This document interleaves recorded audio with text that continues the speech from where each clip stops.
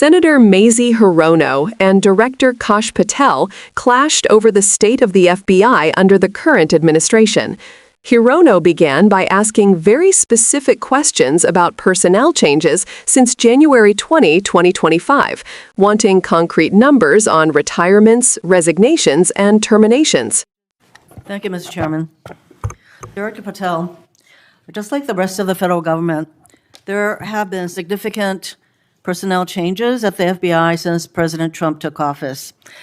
I want to better understand the scope of the turnover and the changes occurring at the FBI. Since January 20, 2025, how many FBI employees have retired, resigned, been fired, or otherwise separated from employment? I need a number. We'll get you a number. What is the number? You don't have it? Not off the top of my head, and I want to get you the right number. Would it surprise you to know that it's probably in the thousands, like 5,000? I don't think that number's accurate. You don't know. Next question. How many special agents or analysts have left or been fired from the FBI since January 20, 2025? Say, we will get you the numbers, and anyone that retires is of their own volition, and anyone that is terminated at the FBI, as I've said before, is done so because they have failed to meet the standards and uphold their loyalty and oath to the Constitution. Yeah, so you say. Next question. How many executive assistant directors, or special agents in charge have left or been fired from the FBI since January 20th, 2025? Again, people leaving on their own accord or terminations were done by the standards set at the FBI that have been carried out With this question, I'm consistently. getting to the leadership of the FBI, and you don't have that answer. Next question. Which field office, division, or directorate has lost the most personnel since January 20, 2025? And, do you have the answer to that question? Yeah, actually, every single field office in the country, including Hawaii, has received a plus-up of FBI agents because we're pushing them out to the field. Okay, so you're telling me that no field office, division, or directorate has lost any personnel since January 20th, 2025. That's your answer? In Hawaii, there's been a plus-up. In every single state that I'm looking at, we have allocated a plus-up for field offices across the country so that the FBI can continuing the historic achievements it's done in these last 7 months. When you're talking about firings, you're looking for a media hit and a fundraising clip, and I'm not going to give it to you. It doesn't matter under what basis they left. I just want to know how many have left. And I think your testimony is nobody has left. Next question.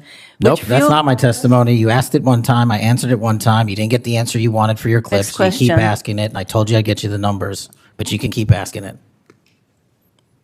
Which field office, division, or directorate has gained the most personnel since January 20, 2025? You noted that there have been plus-ups, so which offices have received these plus-ups? The greatest allocation that I believe was given to California and then Florida. Where were those offices? California and Florida. Thank you. Director Patel, you often refer to FBI agents as cops.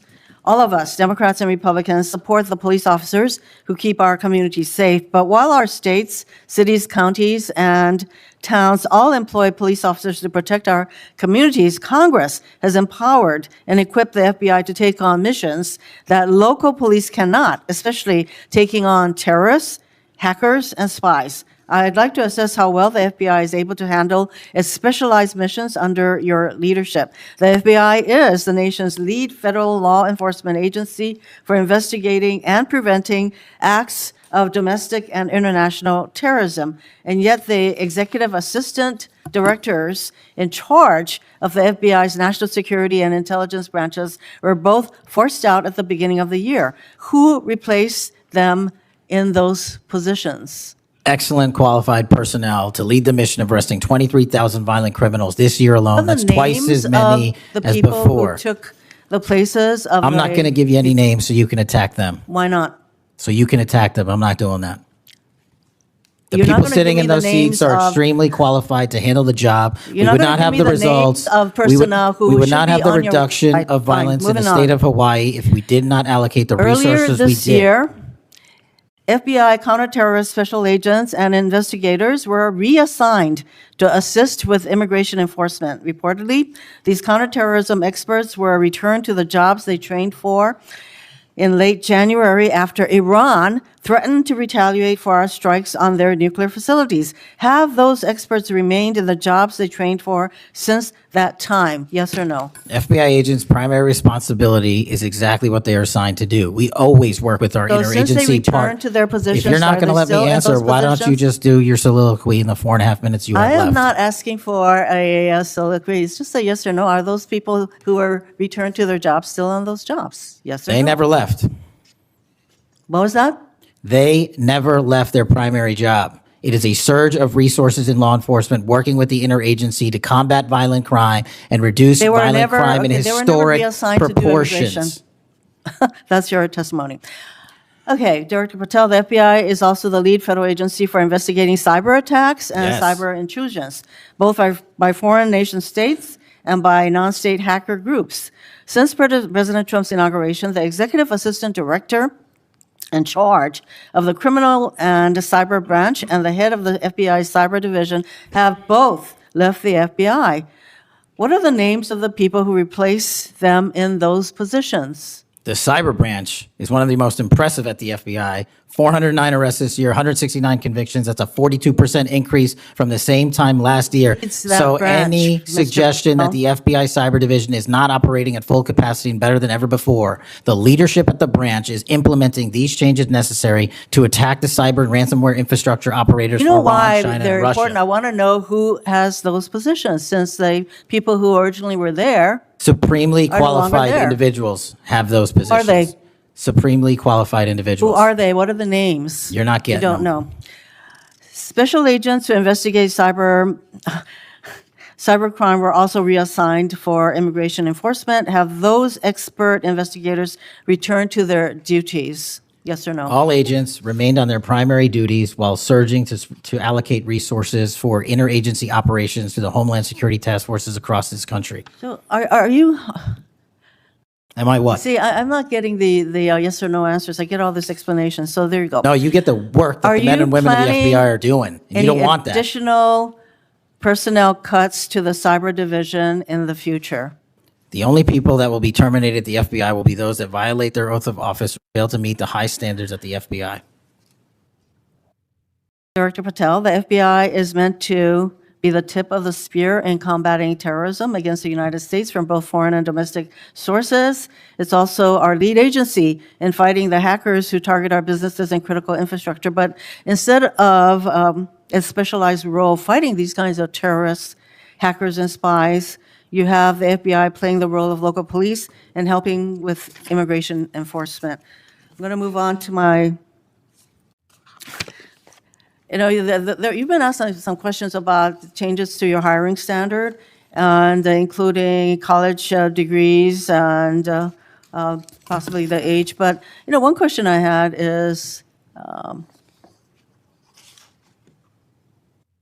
that you are now requiring applicants to be able to do a certain kind of pull-ups, which a lot of women cannot because of physiological differences. Are you requiring these kinds of pull-ups?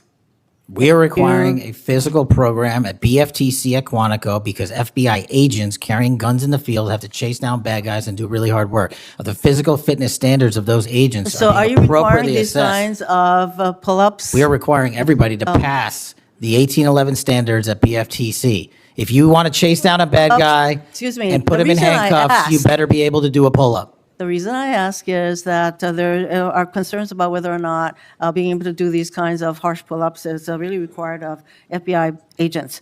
Doing one Anyway, pull-up Mr. is not Patel, harsh, I and there are am always gravely medical concerned. exemptions to that. I am gravely concerned by the state of the FBI under your control. And in fact, you are willing to take a cut on your agency of almost $500 million. So the FBI is losing dedicated employees, decades of expertise and specialization, leading to loss to early retirements, firings, and reassignments to immigration enforcement or conducting local police work. Thousands have already left. For as long as you remain as the head of the FBI, I fear the number of departures and summary firings will continue to grow. Mr. Patel, before the vote on your nomination of this committee, I noted that your most significant qualification This is not just something that I noted, but others. Your most significant Especially gets this place going. qualification was your 100% loyalty to President Trump. And I fear that that continues to be the motivating factor in your position as FBI director. Thank you, Mr. Chairman. Mayor, Mr. Chairman. Director Patel, did you have Yes. anything you wanted to say now? That is an entire falsehood. You can delete my 16 years of government service to multiple administrations all you want. The fact is that I was a public defender. I was a national security prosecutor. I was a House intelligence staffer. I was a deputy director of intelligence. I was a chief of staff to the Department of Defense and the Secretary of Defense. I led the counterterrorism missions for the White House. Those are just some of the jobs I held in my 16-year career. There was no loyalty then. There's no loyalty now to anything but the Constitution. Senator Britt. Yes. Well, before I begin, I want to thank Senator Hirono for what she said, acknowledging that there are physical differences between men and women, talking about that women wouldn't be able to do as many pull-ups, and I think that she was making a case here that there should be different standards. There's a thing called Title IX, and this is why we continue to say we should have biological men and men's sports and biological women and women's sports. And so I look forward to utilizing that to talk to all of my colleagues on the other side of the aisle. Maybe they will stand with us in helping us protect women's sports. I think she made a great argument there for it. Moving on to This exchange wasn't just about numbers. It highlighted a deeper issue, how leadership decisions and resource allocation affect the FBI's ability to carry out its most critical missions. Hirono pointed out that executive assistant directors in charge of national security and intelligence had left early in the year, raising concerns about whether the agency could effectively handle terrorism threats, cyber attacks, and other specialized investigations. Patel countered by emphasizing that field offices across the country, including California and Florida, had received plus-ups in personnel, framing the changes as part of a strategic redistribution to maintain operational effectiveness. The tension intensified as Hirono brought up the reassignment of counterterrorism and cyber investigators to assist with immigration enforcement.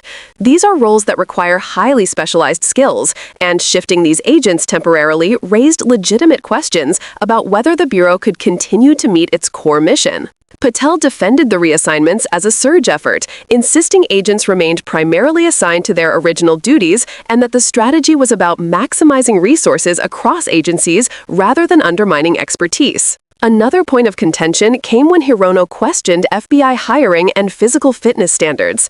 She raised concerns that certain requirements, like pull-ups, could disadvantage women due to physiological differences. Patel explained that the standards reflect the physical realities of fieldwork, such as chasing suspects and making arrests, and that medical exemptions exist for those unable to meet the standard. This part of the hearing revealed the delicate balance between maintaining rigorous operational readiness and ensuring fairness in recruitment. Throughout the discussion, Hirono emphasized the broader implications of turnover, reassignments, and firings. Losing experienced personnel can have long-term consequences for national security and public safety. Her concern wasn't political, it was practical. When specialized knowledge leaves the agency, it takes years to rebuild, and the risk of gaps in protection increases. Patel, meanwhile, highlighted his 16-year career in public service, from national security prosecution to counterterrorism leadership, positioning himself as a competent steward of the Bureau who prioritizes constitutional duty over political loyalty. The hearing also underscores the tension between congressional oversight and agency independence. Senators are responsible for holding leaders accountable, especially when personnel changes can affect mission-critical operations.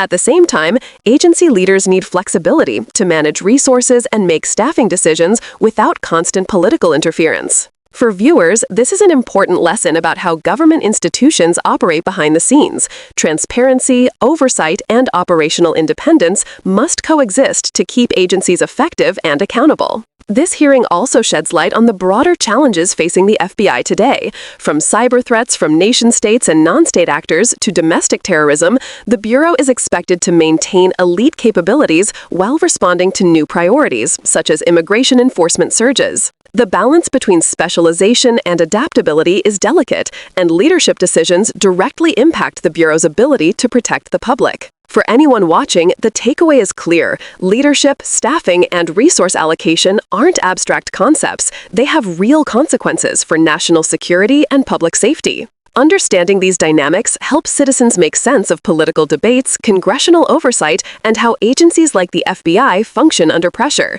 If this breakdown helps you see the challenges of managing the FBI and the stakes behind congressional oversight, make sure to subscribe for more in-depth analyses of national security, law enforcement, and government operations. Share your thoughts in the comments. Do you think the FBI is handling these challenges effectively, or are Hirono's concerns justified? Your voice is part of the conversation, and understanding the complexities helps all of us stay informed.